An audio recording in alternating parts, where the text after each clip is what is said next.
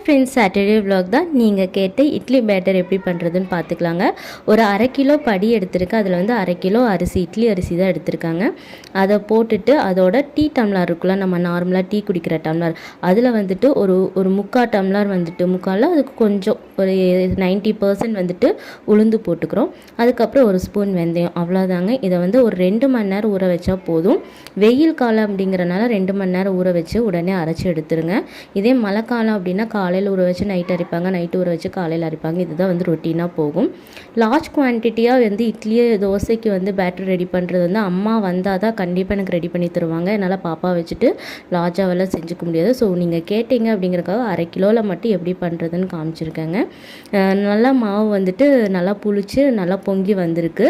நைட்டுக்கு வந்து நான் எதுவும் செய்யலை. நெக்ஸ்ட் டே மார்னிங், அதாவது நாளைக்கு மார்னிங் வந்துட்டு இட்லி வந்து ஊற்றி எப்படி இருக்குன்னு காமிக்கிறேன். இந்த vlog பிடிச்சிருந்தா ஒரு லைக் பண்ணிக்கோங்க.